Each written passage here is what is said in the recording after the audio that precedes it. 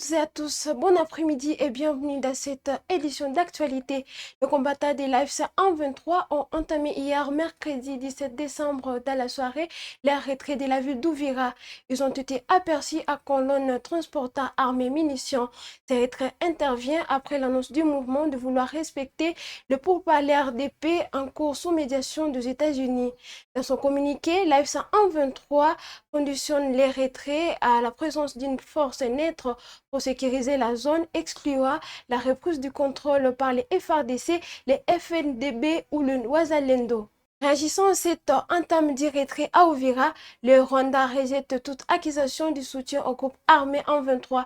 Sur France 24, le ministre rwandais des Affaires étrangères, Olivier Nduhungirehe, affirme que Kigali n'est pas impliqué dans le combat à l'est de la RDC. Il assure que la priorité du Rwanda reste la sécurité de ses frontières et accuse les autorités congolaises de coopérer avec les groupes armés hostiles au Rwanda. Suivez l'extrait de son intervention.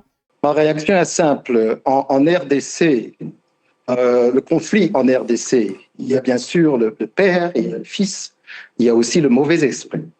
Le père, c'est le gouvernement congolais, le fils, c'est les génocidaires FDLR, et le mauvais esprit, c'est l'idéologie du génocide par laquelle les populations entières, Banyamulenge, se font bombarder et sont victimes d'un blocus de la part des soldats burundais sans que cela n'émeuve la communauté internationale. Donc, c'est la question de la violation du cessez-le-feu qui dure, non pas depuis quelques jours, mais depuis des mois, depuis la signature de l'accord du 27 juin, où des bombardements avec des drones d'attaque et des avions de chasse n'ont cessé depuis plus de 6 mois. Alors Patrick Mouyaya, vous accusez exactement de la même chose, d'utiliser des drones kamikazes sur le territoire de la République démocratique du Congo, et votre homologue burundais également, Edouard Bizimana, a dénoncé sur X la mauvaise volonté du M23, le fait que le M23 cherche à gagner du temps et que le Rwanda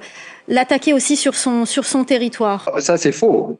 C'est plutôt des tirs du Burundi qui ont atteint la ville de Kamanyola au Congo, qui ont fait des réfugiés, qui ont provoqué des mouvements de réfugiés chez nous au Rwanda, à Bugarama.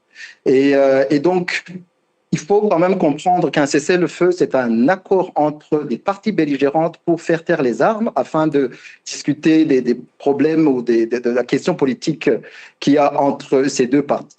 Et puis, on ne peut pas imaginer un cessez-le-feu avec un cessez-le-feu que seule une partie au conflit doit respecter.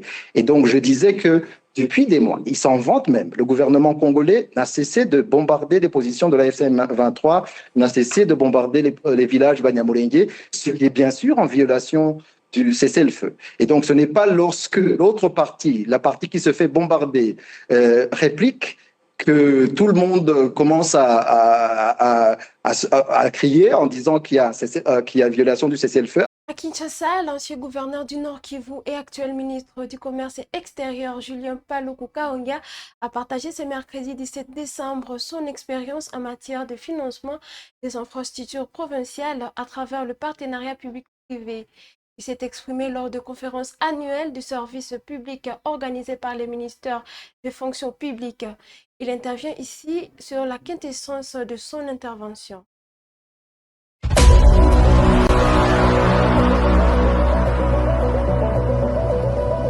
Il m'a été demandé, moi, personnellement, de partager une expérience de comment, en tant que gouverneur à l'époque, j'ai pu aider à construire les infrastructures au niveau de la province du Nord Kivu.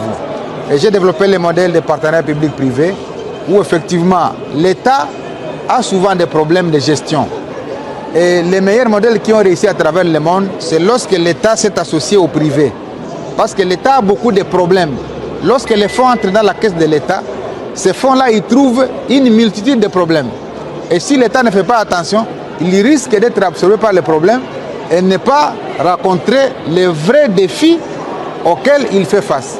Voilà pourquoi, en ma qualité de gouverneur, j'avais mobilisé la Fédération des entreprises du Congo pour qu'on commence à construire les routes parce que c'était les utilisateurs. Il y a des routes sur lesquelles on faisait 2 semaines, 3 semaines. Et quand vous avez une marchandise qui fait 3 semaines, si elle est périssable, elle périt dans les conteneurs et finalement c'est la perte. Alors je les avais sensibilisés pour qu'on crée ensemble un consortium de manière à ce qu'eux-mêmes deviennent les gestionnaires et moi je deviens la mission de contrôle. Et nous avions créé une parafiscalité de 20 francs sur les litres de carburant pour que ces 20 francs nous aident à construire les routes. Et la province n'était pas, elle, gestionnaire de ces fonds-là. La province a délégué la gestion des fonds aux opérateurs économiques et avec ça, nous avons levé des millions de dollars au niveau de la banque parce que la banque savait qu'elle devait se faire rembourser par ce que nous collections. Et c'est comme ça qu'on a commencé par la ville de Goma. Aujourd'hui, c'est la meilleure ville de la République. Grâce à ces partenariats publics-privés, on est passé par la route nationale numéro 2. Quand vous quittez Goma jusqu'à Beni, c'est 400 km. On faisait 3 semaines. Mais avec ce que nous avions fait, la route est carrossable et on commençait à quitter Goma à 6 h du matin et à 14 h on était à Beni sur 350 km. Et donc c'est un modèle qui a réussi, mais qui s'inscrit aujourd'hui dans la continuité parce qu'un service, pour qu'il soit public, je l'ai dit, il faut 3 règles d'or. La première règle, c'est la continuité. Et aujourd'hui, je suis heureux que même partie de la province du Nord Kivu, ce modèle continue parce qu'il n'était pas personnel. Je l'ai conçu comme un modèle impersonnel qui va survivre au-delà de mon existence en tant que gouverneur. Le deuxième élément, c'est la neutralité. C'est-à-dire que ça ne vise pas ni ma famille, ni les gens qui me sont proches, mais ça vise l'ensemble de la population du Nord Kivu. Le troisième élément pour qu'un service soit public, c'est l'adaptabilité. C'est-à-dire qu'il s'adapte au fur et à mesure que les gouverneurs se succèdent pour qu'il soit pérenne dans le temps et dans la durée. Et donc, j'ai partagé cette expérience pour essayer un peu de donner des idées, par exemple, à la ville de Kinshasa. Il est possible de transformer la ville de Kinshasa en activant 3 impôts. Le premier impôt, c'est la vignette, où je recense à peu près 2 millions de véhicules dans la capitale. Si chaque véhicule vous paye $50, fois 2 millions de véhicules, ça fait $100 millions. Ça fait 100 km de route. Si vous activez l'impôt sur les revenus locatifs, tous les loyers que l'on paye dans la ville de Kinshasa, la ville a 15 à 17% de ce que vous payez comme loyer. Vous voyez le flux de ces montants-là, c'est des milliards de dollars. Quand vous voyez l'impôt sur l'impôt foncier, chaque parcelle, chaque superficie bâtie doit payer un impôt foncier. Et moi, qu'est-ce que j'avais fait? J'avais baissé les taux des impôts pour que ça ne constitue pas une charge à la population et pour que ça incite chacun à pouvoir payer son impôt. Ce qui a fait que j'ai maximisé suffisamment de recettes et j'ai rendu la ville de Goma l'une des villes les plus pauvres de la République. J'ai fait des routes du Nord Kivu, des meilleures routes de la République, pas parce que j'avais les moyens, mais parce qu'il y avait un génie créateur que nous avions mis en place avec nos collaborateurs pour asseoir ce schéma important qui peut être inspirateur pour l'ensemble de la République. Toujours à Kinshasa, l'épouse d'Emmanuel Ramazani Shadari, secrétaire permanent du PPRD, a manifesté ce jeudi devant l'ambassade des États-Unis à Kinshasa au lendemain de l'arrestation de son mari. Devant la presse, Wivin Paipo a exprimé sa vive inquiétude quant à l'état de santé de son époux, ancien vice-premier ministre de l'Intérieur et candidat malheureux à l'élection présidentielle de 2018. Elle est ici. Ambassade des États-Unis. N'ayez pas la solution à Shadari. Shadari, c'est mon mari. N'ayez pas la solution à SP Nangai. SP Zamobali Nangai. N'ayez awa. Nala lobi boy. Biso toza la kati ya désert. Poto za la bana ya soso. Kombe kolombo kakoya kaka. Azui mwana ya soso pe asalini akenaye. Jamais. Bakangia baye na butu. Sans convocation, sans fois, va comme na boutou na 3 h du matin, na 3 h 40 minutes. Bayekata, bakangi travailleurs nyonso, allez, bafunga ndako, babuki vitre, bakoti tira chambre, bazu Shadari. Na lobby na kende na ye baboyi, banda lobby. À 3 h du matin, toyebi place ya zate, toyebi eloko azongi ate, tozosolola na ye te, tomoni nanu ye te, aza mpe moto ya malade, ye bana 65 ans, moto aza moto ya barégime, aza moto ya komela kisi, azomela kisi te, eloko moko te. Awa toye na ambassade, po ambassade ya États-Unis, bokonzi na biso atieli yango espoir, biso mpe totie espoir na ambassade oyo. Totie espoir mpona nini? Mokonzi akendaki kosinye mpona pe, bakendaki kosinye na ambassade ya États-Unis le 4. Siko mpona pe eza wapi? Pe eza wapi? Shadari aza territorial, abandaki lelo te. abandi aza acte administrateur du territoire, akomi vice-gouverneur, akomi gouverneur, na territoire agéré azalaki na société civile, secrétaire général de la société civile, azwi poste ya kiministre, azwi poste ya parti ebele. Lelo baya kokanga ye neti mwana mukebo, neti mwana ya soso ekosalema te. Baokanga neti mwana mukete ekosalema te. Shadari aza mutabitumba te. Shadari aza prof ya université, prof ya Sciences Po.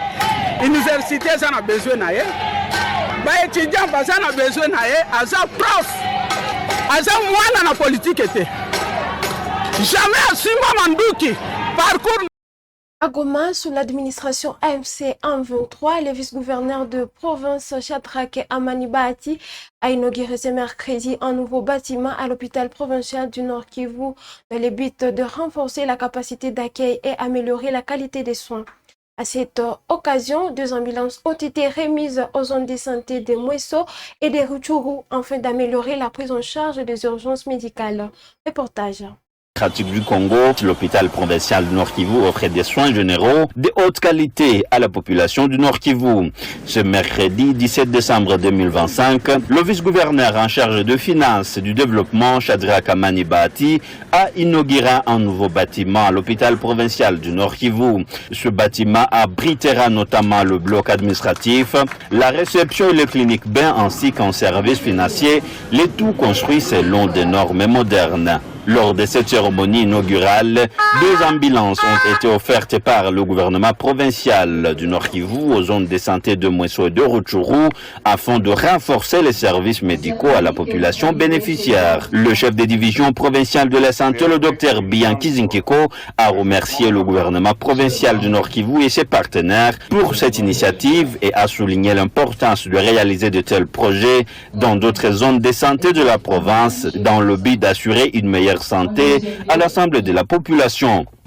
Nous remercions en particulier le gouvernement provincial pour son soutien, qui nous a soutenus pour la réalisation surtout de la réhabilitation de la clinique B de l'hôpital provincial. Aujourd'hui, nous sommes ici grâce aux efforts du gouvernement provincial, qui maintiennent du jour au jour la sécurité dans la province du Nord Kivu. Sans sécurité, on ne pouvait pas arriver à ce niveau. Ensemble, nous pouvons avancer et offrir notre population de la province du Nord Kivu les soins de qualité, accessibles à tout le monde.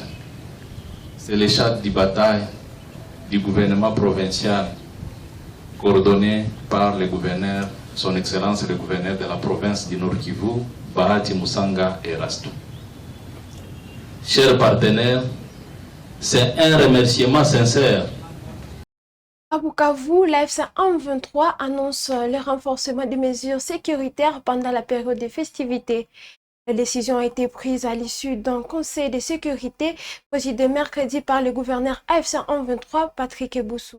Objectif, rassurer la protection de la population et de ses biens dans la province du Sud Kivu. Reportage.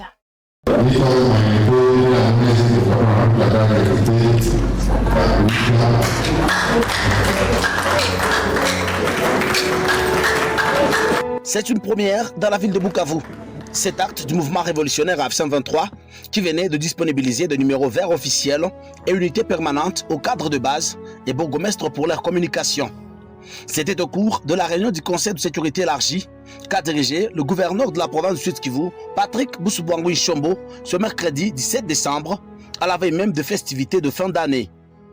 Avec à ses côtés le vice-gouverneur Dunia Masumbu Kobengedoux, le maire de la ville, Ladislas Muganza, son adjointe et le commandant de la police, le patron de la province insiste sur le renforcement de la surveillance et de la sécurité dans le point chaud de la ville de Bukavu, notamment des églises, bars, bistrots, restaurants, marchés, pour ne citer que cela. Séance tenante, les SIM-cartes vont être distribuées aux bourgmestres ainsi qu'à tous les cadres de base, question de rendre fluide et rapide la communication pendant cette période pour la sécurité des populations. Au nom de la révolution AF123, le gouverneur Patrick Boussoubangoui a annoncé la poursuite des travaux d'installation de l'éclairage public dans toute la ville, lesquels travaux ayant déjà pris une bonne partie de la commune d'Ibanda. L'autorité provinciale va insister sur le vivre ensemble et la bonne collaboration entre cadres dirigeants, demandant au bourgmestre, chefs de quartier et leurs adjoints de toujours décider ensemble pour l'harmonie de gestion et le partage des responsabilités. Le vice-gouverneur Douni Amasumbu Kobengedoux a parlé des stratégies et dispositions à prendre pour l'efficacité des actions et de sécurisation pendant ces périodes festives, mettant un accent particulier sur l'engagement et l'implication de tout et chacun, la sécurité étant une affaire de tous.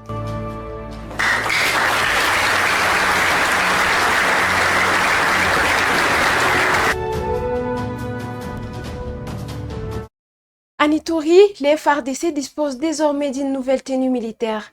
Selon le porte-parole de l'armée, lieutenant Jules Ngongo, ces uniformes symbolisent l'engagement des forces armées à défendre et protéger la population. Il a souligné que cette initiative renforce l'esprit de discipline, de sacrifice et de loyauté au sein de la nation congolaise. Suivez ses propos.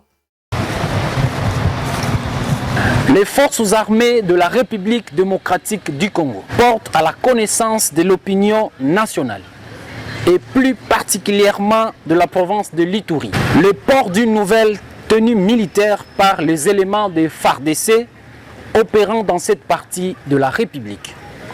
À cet effet, le commandant des opérations et gouverneur militaire de la province de l'Ituri, le lieutenant-général Luboyanka Chamadjoni, informe la population.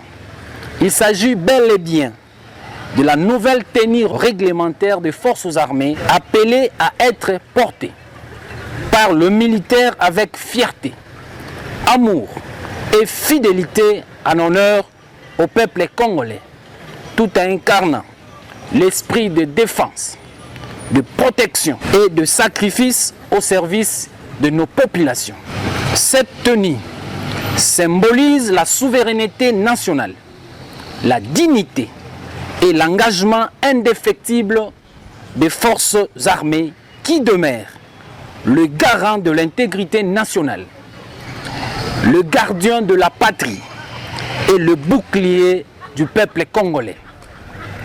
Les forces armées en Ituri rappellent que tout ce qu'elles accomplissent est fait pour le peuple et au nom du peuple, dans le respect des lois de la République et des valeurs républicaines. Le port de cette tenue constitue ainsi un engagement solennel à servir avec honneur et respect. Les forces armées de la République démocratique du Congo, engagées dans les opérations en Ituri, réaffirment leur détermination à assurer la sécurité de personnes et de leurs biens, ainsi qu'à défendre la souveraineté et l'unité nationale jusqu'au sacrifice suprême. Mesdames et messieurs, nous sommes à la fin de cette édition d'actualité. Merci de nous avoir suivis. Portez-vous bien.